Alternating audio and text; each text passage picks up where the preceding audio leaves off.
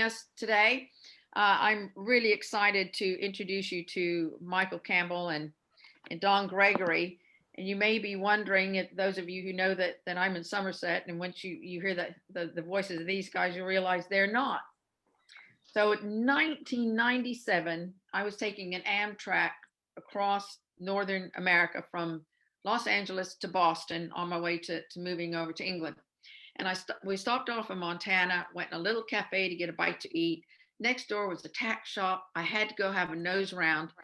So I'm looking through stuff and I see this pot called Hoof Alive. So I'm looking at it, and the gal who worked there said, I guess she caught sight of my cuticles. She said, "That's really good for cuticles." I said, "Really? It looks like it's for horses." She said, "Yeah, but it's really good for cuticles." So I bought this 1997. This is the new updated version, so I still have some of that. And now I've got in my little pot to carry in my purse. So now I've got my Hoof Alive. Well, fast forward to about 2000, probably 2012, I should think. I was introduced to Michael Campbell, talked on the phone over and over again. I had loads of clients and customers with horses that had health problems. So I'd always get Michael on phones. He knows everything about horses. Yeah, not Then, quite. well, I don't. Well, I eventually met him and Don in Phoenix, Arizona. They were doing one of their first horse stress management clinics.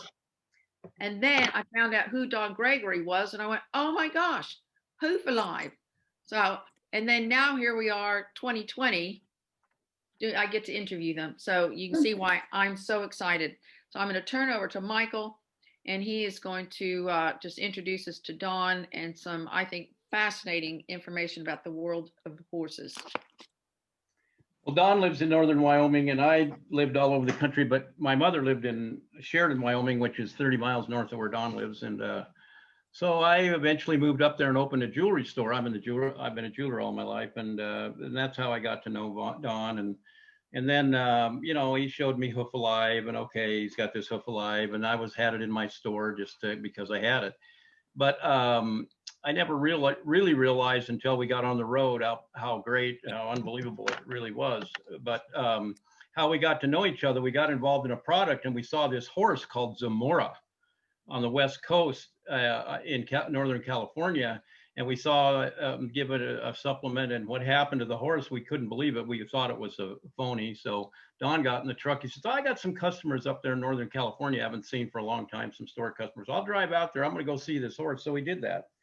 And turned out it was a real story, and it was for real. And he came back, and then from then on, he has a lot of feed store customers all over the country, and so we started doing little presentations in some of the feed stores, and they were pretty successful. But I had gotten onto glyphosate at that point, and I had to keep my mouth shut because I couldn't be in a feed store and tell them their feed was all full of glyphosate. So so anyway, we did a lot of miles on the road, a lot of miles, and I learned about. I got to the point where I can almost pitch Hoof Alive as Don's got a lot more knowledge in horses and the actual problems with hooves than I do, but I understand his product as good as probably anybody in the country.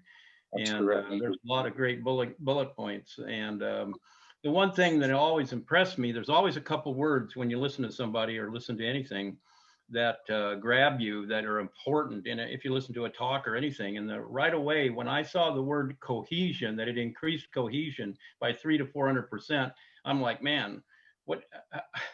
It's the most important part of the horse, and you can increase that cohesion and have the moisture balance right and everything, and there isn't any other. I mean, I've looked at every single product there is in the world on hooves that you can find in this country, and there's nothing even close. I mean, it's just one of those products that's just far above them. And Don understands it, and he can deal with the people that have problems. And we've seen some miracles with horses. I mean, absolute miracles on hooves. And we've seen people that don't take care of them, and we've seen everything. But it's Don can. I'll tell you. I'll just give it to him, but he'll explain to you about Hoof Alive and coronet soaking. It's quite the thing. So go ahead, Don. Well, Thank you, Mike. It's interesting that so many people that I have start talking about the hoof, and then I mentioned cohesion, and they don't know what cohesion is. So I used to use a little uh, draw three circles, and I would put a little bit of space between the circles, and I would tell them that now this is the represents the three, let's say three of the fibers of the hoof or the cells of the hoof, either one of the hoof wall. And before hoof alive, you have the space there. After you put hoof alive on and it goes in, the little circles are touching each other. In other words, the circles are small at first, and then they get big and they swell together because of their enlargement, and that's cohesion.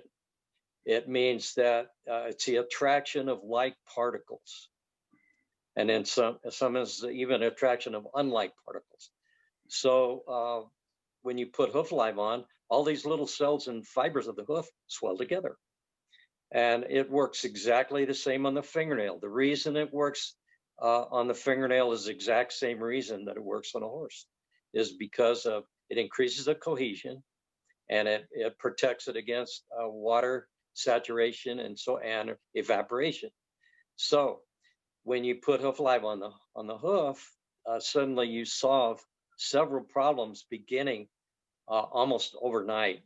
The cohesion goes up 200 to 300%. The more, over several days, it will increase probably up to 400 to 500% higher. What that means is now everybody that's ever seen a horse shod, horses, shod very much, they notice what's called nail cracks, nail splits. It's actually more of a split than a crack that's caused from stress, dryness, and what have you. So when you drive a nail, which the hooves simply help to hold the hoof together. But if the cohesion is too low, then you'll have what's called a nail split. So the very first time that this was ever used, which was back in 1985, I wrote an article called "The Hoof Live Story," and the gentleman originally asked me if I could make him some hoof live, because he asked me if there was anything good for cracked hooves. I said there is, Greg, but nobody makes it. He said, well, could you make me some? So that was a magical word, because I was ready at that point. I knew I had the formulation ready. I knew what to do. I just hadn't done it because I didn't really own horses. All I did was work on them all day long. So I said, yes, I can.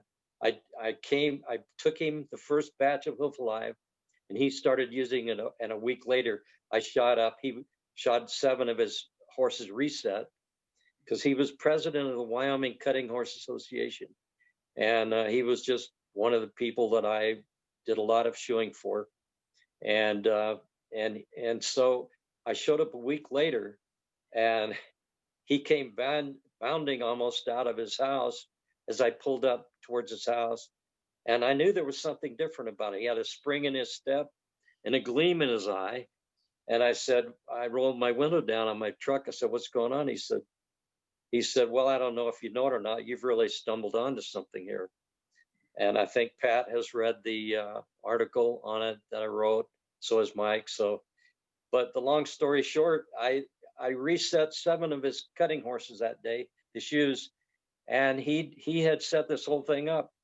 And I got to the 7th horse, and he was standing over there watching. He wanted to see what would happen. And I started to pull the first shoe, and I looked at him. I said, what's the story on this horse? And he said, well, this is the only one that hasn't had any on. That horse, at the end, by the time I got all shoes on, had cracks in practically every nail hole. The other 6 horses didn't have one split. And that horse that didn't have it on, it took me longer to shoe, probably another 15 minutes. I had trouble driving all the nails. 2 or 3 of them bent as I was driving them in, just to show you the difference between the hardness of the hooves. The first 6 horses had wonderful, flexible, easy to work on hooves. And the other one was almost a nightmare because when you Brittle. go to trim the hoof, it shatters. So Don, you were a farrier. I was a farrier for You're a farrier, 18 years professionally at that point, at that and time. you saw a need. You saw a need, and you just sort of stayed with it.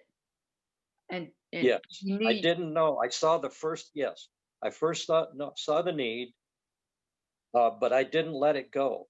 And it took me 18 years to reach the point where I knew what to do. That I knew there was something wrong with what people were using on hooves, like substances like pine tar, turpentine, phenol, petroleum. And they're caustic. You wouldn't dare put those on your fingernails. You certainly wouldn't put them on your lips like they do Hoof Alive. Well, they put them And in so personal care products for people because I've researched that extensively. So lanolin is a natural substance. If you want to say God made lanolin, okay, I'd go with that. It's a natural, God made substance in this world. It's not man made. It's from wool, and so it's comes from wool. So what they extract it, and I use that as the base of Hoof Alive. So you have a natural substance that comes from a natural, uh, you know, uh, thing like wool, little filaments and fibers, and it goes into the fibers of the hoof. It goes into the fibers of your hair, goes into the fibers of your fingernail, and it's completely non-toxic, non-caustic, non-irritating. It's harmless. You can put it right on a bleeding cut and whatever, a saddle sore, rope burn, bite, a brand, anything. And it helps it immediately to soothe whatever it is that you put it on. So it's a vast subject, really. But as a graduate farrier, I was a corrective farrier. I was taught by a master farrier, Al Pinson, 1968, Grapevine, Texas, North Texas Horseshoe Institute. And when I graduated, he had shown me everything, shown us pretty much everything that we needed to do. I knew that I knew, and at some point, that really is. You think that's a open door. Sometimes it's a closed door. Once you think you know it all. So, but thank God I kept my mind open to keep learning, and I loved horses. And but I had to realize that I needed to, that there were things that needed to be changed. And Well, the so, one thing that Don understood real quick was about, the coronet, and that if you took care of that coronet, you could accelerate the growth of a hoof. And, that's really something when that thing is right. And it'll you have a real bad hoof and you're trying, and maybe you'll have a quarter crack or something, and you're trying to, get that hoof back. He figured out that you could accelerate the growth of that hoof if you took care of that. Do a Coronet. quick little promo here. This is the cornet soaking kit. It comes with two of these cornet soakers, I call them. I basically developed this the very first year that I brought out Hoof Alive. And so this has been with it. And this is kind of a, fold out version. It has Velcro and it's adjustable. So it goes around the hoof, and it can make, it can totally renew the cornet. But you have to vet wrap it. And it's shown, I have instructions on the back of this card that shows complete this little kit, it's called. And it's inexpensive, and you can even reuse it time and time again. I was going to ask about that. Yeah, so that's good.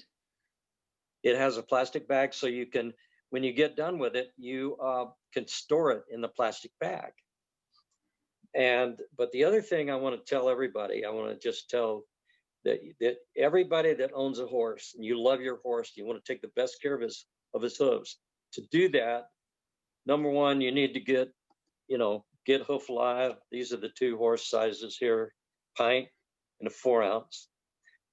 You can get one or both of those, and you need to also get a hoof stand so you can get over your aversion to touching that smelly, stinky hoof, and because they do smell bad because of where we make these horses stand. It's not their fault they have to stand in there. Trust me, if they had their choice, they would not be in that stall. They would be out walking around, whatever. So their feet do smell. That's not their fault. We have to get over the idea, our aversion to touching those stinky hoofs. We got to clean them out. We got to get them up on that hoof stand. And there's the cheapest way to buy a to make your own hoof stand is to go to something like Home Depot and get what they call a tamping bar.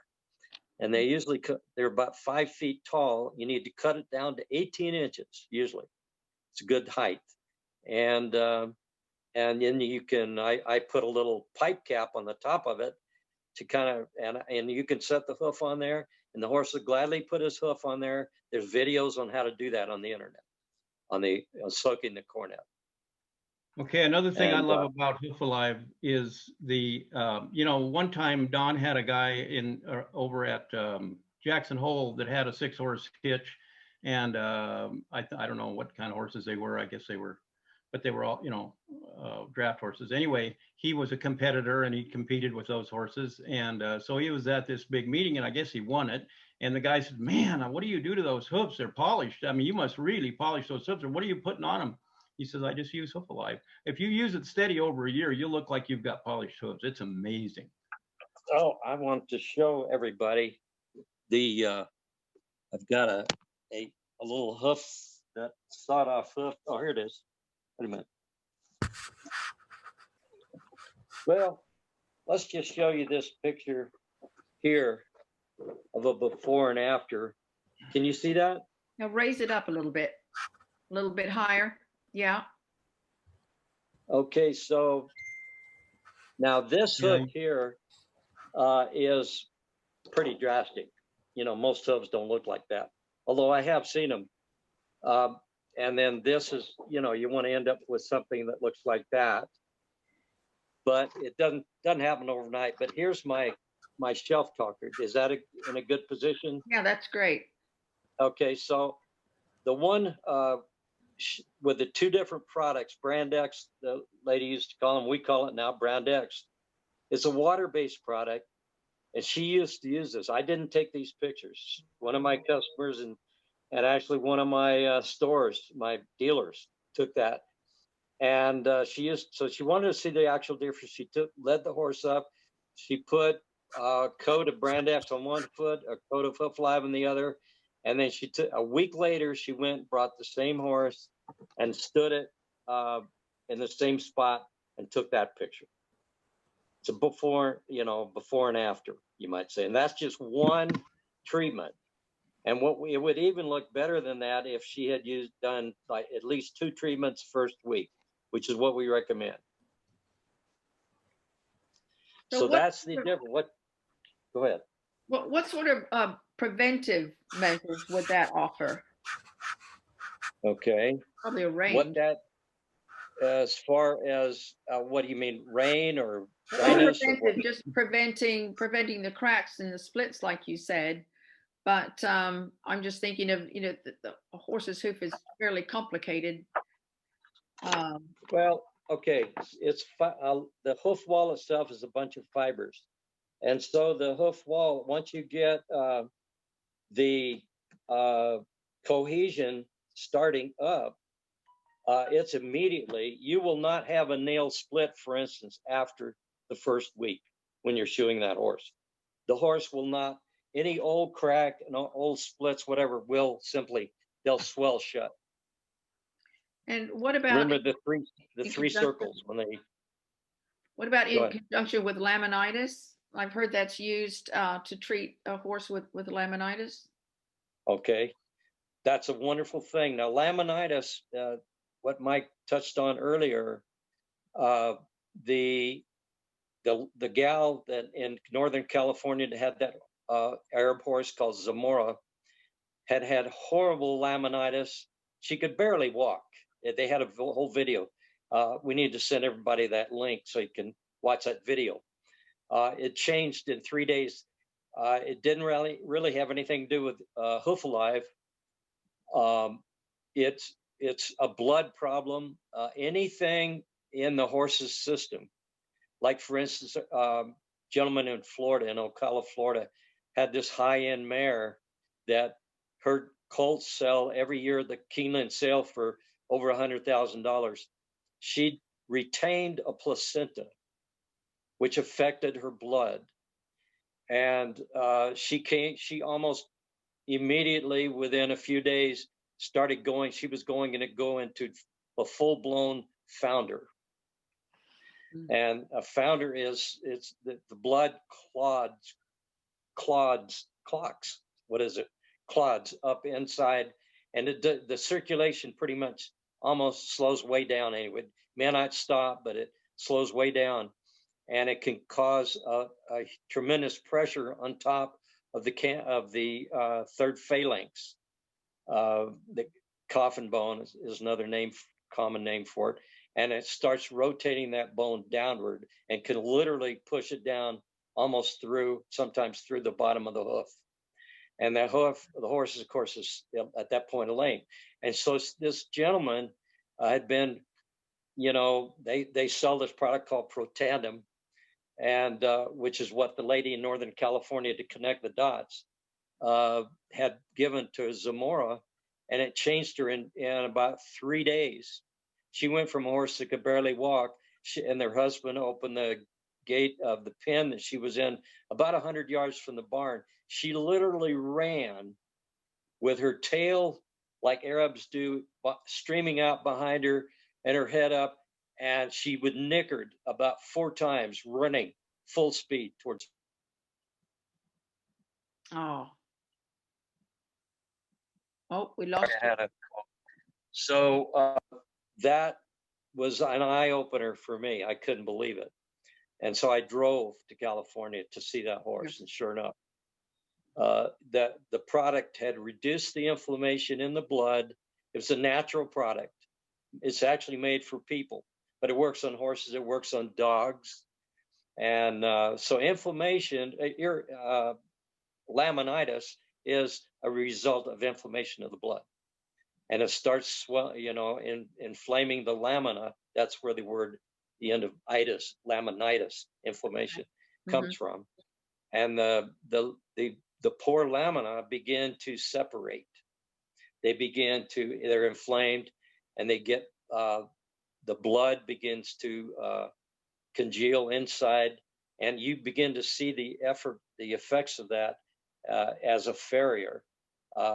People can cause laminitis easily by, you go mow a big yard, dump all the grass every week or whenever you do it, into their pen, let them gorge themselves, or just give them all the feed that they can possibly eat, and you will probably cause your horse to either get laminitis or founder. So quite a few causes for that then. Yes, there are. Any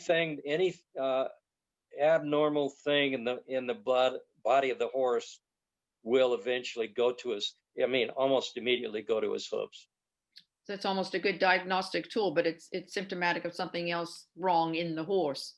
Well, it's even different now than it used to be a little bit because of glyphosate. If a horse is getting glyphosate or feed with glyphosate, or any way it's getting in glyphosate into its blood, it weakens the laminin, which actually holds the cells together in the end of all the capillaries. And so those capillaries are weaker if that horse has got glyphosate in his system than they were. And we tested horses' hoofs at the racetrack, and the hoofs had real high counts of glyphosate in them. So we know it weakens them. So it's even worse now than it once was, like 30 or 40 years ago. Well, fascinating. Should we open to questions? Questions now or not? I think that's Does anyone have a question? Great time. Any questions? So I have a question. Here in the UK, a lot of people are using rubber matting in their stables and then putting the bedding on top of that. And I heard somewhere that having a horse standing on concrete is preferable to them being on the rubber matting. So does that go back to what you were saying about the guy that was deep littering his stable with all the layers of the bedding, that because it's not getting contact with the ground, it's not feeding the frog? So do you think that rubber matting's a good thing or not a good thing? I think it's a good thing. If you're asking me, I would say it's a good thing. It's not either here nor there as far as comparing it to concrete. I would say maybe, you know, anything you can do to increase the contact of the frog with the ground is good. So, you know, the horse does need to be let out of the stall as often as possible so it can get out there and get that frog pumping. Now, there's an old saying: a horse has 5 hearts, a heart, and then 4 frogs. These amazing things, they pump blood, and a horse, when he brings his hoof to the ground, and the frog makes contact with the earth, well, it spreads that pressure goes up to the collateral cartilages that then spread the heels, and the heels, when your horse steps down, the heels spread. When the horse lifts his hoof back up, it contracts. There's a pumping action. Think of this: when the hoof goes down, the heels spread. The hoof comes up. The heels come together. As long as they're not contracted too much, there's your problem. So you want a good big frog. You want to keep those heels, you know, the spreading every time he steps down and so forth. So that's pumping that blood, vital for a healthy hoof. Well, I'm fortunate because my horses are out more often than they're not. So at the moment they've been out 24/7, but they're due to come back in again on Saturday, tomorrow. So, but they get turned out at you know, very early in the morning, and then they're usually not coming back in again till 9 o'clock at night. So they're more often than not out at least 12 hours in a day. So and they're not shod either. So so I'm fortunate that they have pretty good feet. That's good. The protanum that I mentioned, I'm just going to go ahead and throw it out there. If I had a high-end horse or a low-end horse, wouldn't matter. I would be giving that horse occasionally some protanum to keep the blood from inflaming, because it will actually take. There's a video called Cassie, the protanum dog, and it changed that dog's entire life in about just a few days. Yeah, it works fast and it's cheap comparatively. I think it's comparatively cheap, but it's wonderful for people as well. But it helps in lots of ways. It gets rid of free radicals in the blood. Well, Mike, I've got both my horses on it. So oh, you do? I do. Well, it's the health of the mitochondria that matters. It's the in and the out of energy, and you know, and keeping that clean and that fuel going through there on a you know, when you slow that down, I mean, you slow everything down. So I mean, it's just a great help in keeping the mitochondria going like it's supposed to go. Well, let's see if Carla has a question. Oh, Carla's, let me unmute you. Carla's joining us from Minnesota. Is that right? All right. Can you hear me? Yes. Yes. Yep. You can hear me? Yeah. Oh, she just hung herself up. She'll be right back. Should we go into what live costs, or here in the United States, these are selling between 40 and 50 bucks. The thing you need to know about Hoof Alive is it's extremely concentrated. We don't add any water, any petroleum, no fillers whatsoever. So it's by far the most concentrated product on the market. So it's worth every penny. And if it wasn't worth every penny, we would have been out of business probably 25 years ago. So do you So the have same to people, do you have to soak the coronary band or through your thingy, or can you apply it by with your fingers? Does it have to be soaked, or can you just apply no, it it to the doesn't have to coronary be band? so. No, this is primarily for competitive horses, Oh, okay. competition, jumpers, runners, whatever. But it releases all the stress completely, goes entirely into all of the growth, what I call the pre-hoof, the little infantile baby lamina at the cornet. It gives that cornet the royal treatment, if I could use that English term. And you're protecting and pampering the most important part of the hoof, which is the cornet. Everything grows from there. Hmm.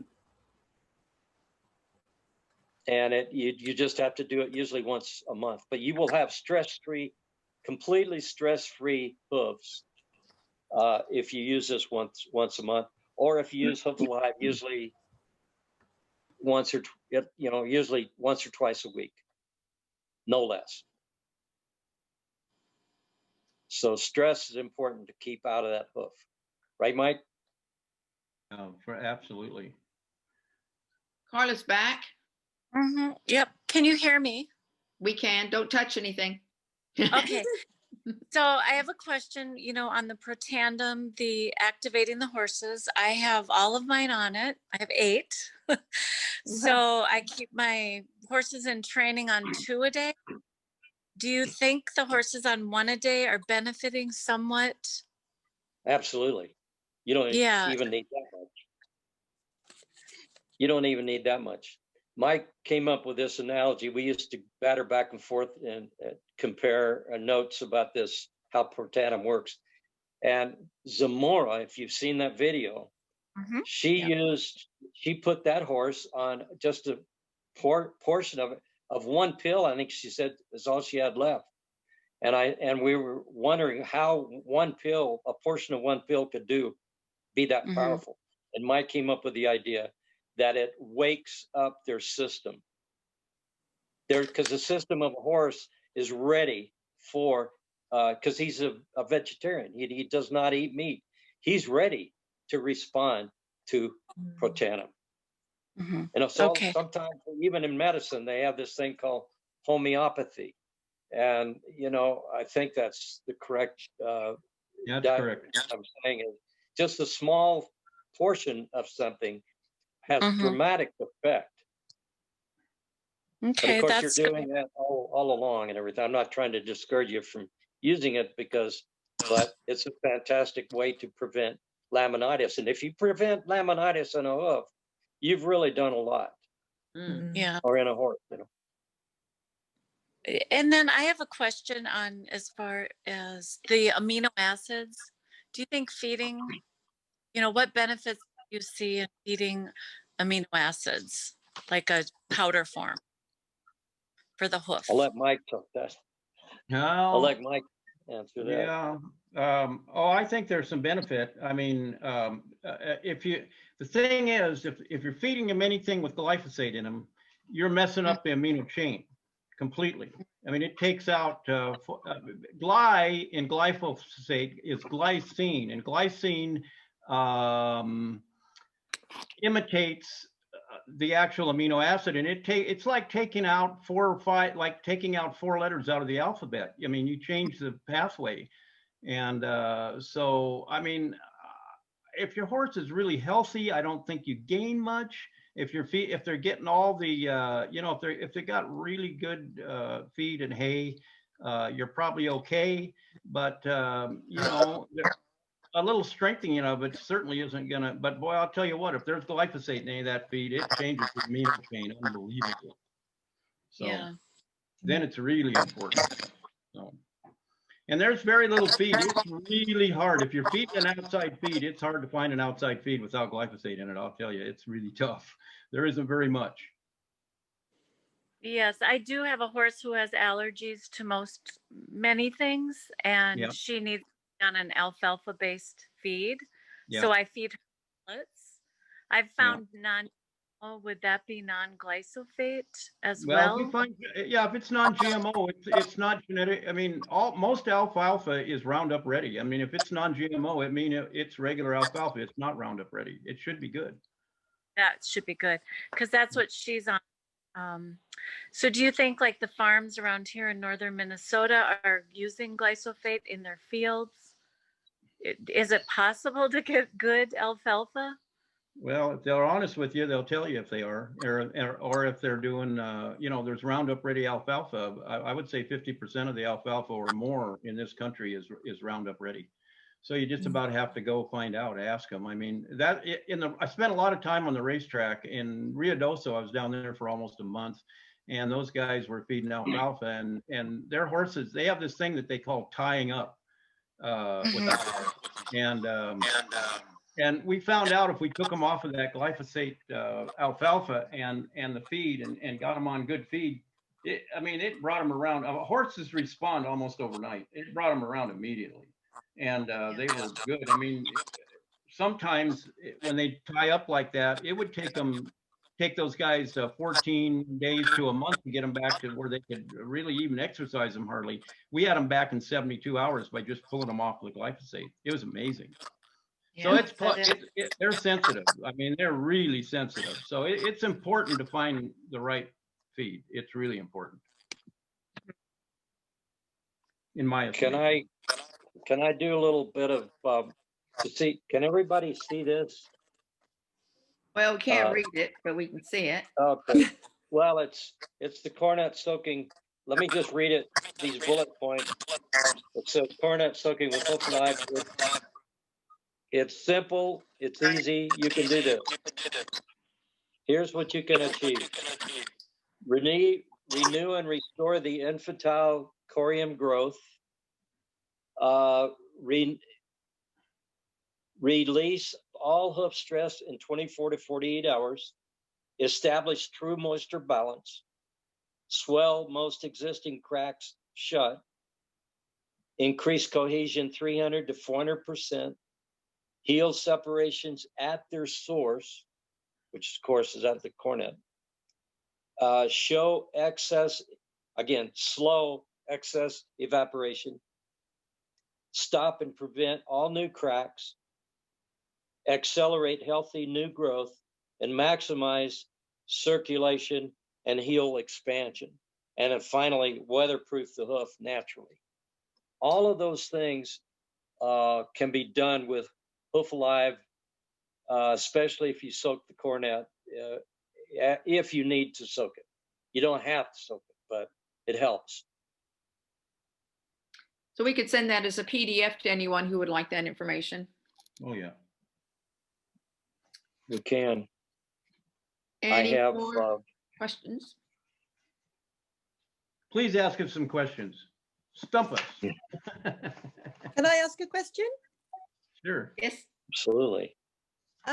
So basically you're saying that hoof problems the hooves are very sensitive and they can be affected by outside influences like standing in manure type, and they can also by shock or vaccines, perhaps, all sorts of things. So basically it's really hard to keep a hoof to be healthy. Really sounds like everything seems to affect it. Well go ahead, Don. It's not that hard. It's that people think it's that hard. It can be done. All you got to know is the hoof is alive. You have to treat it not with kid gloves. You just have to treat it with intelligence and use all natural, Hoof Alive. And also, if you use a natural product, Protanum, to keep the inflammation in the blood down. Those are the two main things. And then, of course, natural, just necessary hoof care. Okay. And can you get Hoof Alive in the UK? Unfortunately, at this point, no. Not we yet. We want to fix that. Oh, that sounds brilliant. Yeah. Okay. I look forward to that. So if we all do a run on Mole Valley, do you have Hoof Alive? Do you have Hoof Live? Hoof Live yet? Okay, we'll do. I think that's the best Thing bet. about hooves, the thing about hooves are like everything, and it's called maintenance. You know, if you do it all the time, even if you know, monthly, weekly, better weekly a little bit, but if you just do a little bit, 5 minutes at a time here, you know, pretty regularly, you probably aren't going to have very many hoof problems. The hoof problems are a lot more predominant in of course, of stabled horses than horses that are turned out. Yeah. But you know, as long as you keep track and you kind of keep maintenance, you don't have that many hoof problems, unless, and of course, unless they do get a little bit of laminitis, and just a little bit of laminitis, and say, oh, well, he ate a little bit too much grain. A lot of times that little bit too much grain, you'll see a ring around that hoof from that too much grain. And, you know, and that affected that horse. And what it does, it affects is what holds that hoof wall to the inside, to the hoof, you know, those lamini get weakened. That hoof capsule, and when you weaken that hoof capsule a little bit, you weaken that horse a tiny bit, and even if it's just a little bit, you know. So So prevention is better than cure, like with us. Yeah, exactly. Brilliant. Let me add a real little bit of a story here, two stories. I was in Phoenix, Arizona. I was shoeing horses, and at one point, and because I've been in, you know, quite a few states. And there was a lady, and I just had to trim her horses inside their stalls. And they had fairly good sized stalls. And I noticed all the carrots on the ground. And I noticed as I trimmed her horses, they all kind of had a little bit of bloodshot evidence on the bottom of their soles as I was trimming. And I said, what are all these carrots about? She says, well, the people at what they call the sheds there by the railroad track, they give us their seconds and we give them to our horses. She was literally causing laminitis in all of her horses by giving them too many carrots. An occasional carrot doesn't hurt anything. Then now another lady here in Wyoming I noticed the same thing on her horses. She had a bunch of cutting horses, high-end cutting horses. And I noticed the blood evidence as I was trimming and shoeing her horses. And I said, I looked over next to her big barn, and here was an apple orchard. And I said, somehow it came to light that she was giving apples to those horses, kind of probably quite a few. She was literally causing inflammation, laminitis in her own horses with love. The same thing, of course, can happen if the guy that mows his yard and puts all that lush green grass over it and lets the horse just gorge himself. Their diets are crucial. You've got to keep the diets from changing too much. Once you get a good, normal, balanced diet, don't go giving your horse a bunch of apples or carrots or anything else, green grass, high starchy feeds or anything. You're upsetting the natural balance in his system, and that'll affect his feet 100% of the time. That's amazing. And it's quick. I mean, horses have really big, fast systems. So anything you do to them, I mean, you know, you give them a vaccination or anything. I've seen them after they give them 2 or 3 vaccinations, man, they're loggy for 2 or 3 days, and they're loggy immediately because it's in their blood, it's in their system, it goes in there fast, boy.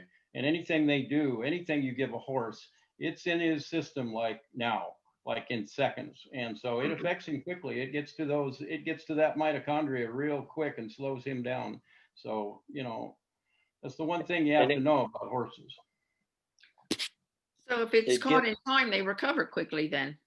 Oh, they'll recover quick. Boy, I'll tell you, if you give them the right thing, you can bring them out of a really bad situation really quick. Yeah, for sure.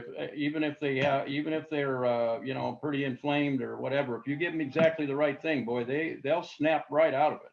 That's for sure. Well, this has been absolutely fascinating. We've gone 40 of our 30 minutes. Okay, good. So, well, maybe we'll come back for another session.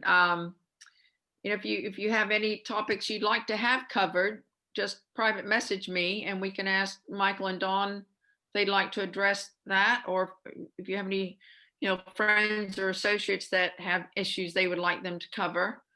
We might be able to talk about teeth and floating their teeth. One of the most neglected things with horses is floating their teeth, keeping their teeth right, because they need to have level, good teeth. And there are not very many people that know how to do it right. And so it's hard to find somebody, number one, but they really need their teeth floated. So just. I've heard some horrible stories just in me, and I'm not a horse owner, and I've heard some horrible stories about horses' teeth and the problems they cause. I think Stella probably has as well. So a bad tooth can kill a horse in 72 hours. Wow. I've seen it happen because the poison in that tooth is so dramatic, so quick, I mean, it's important that those teeth are really important in a horse. I just brought that up because I think it's so neglected, and people should think about it a little bit. Okay, well, let's think about that. Well, I'm gonna end the recording now. And goodbye, everybody.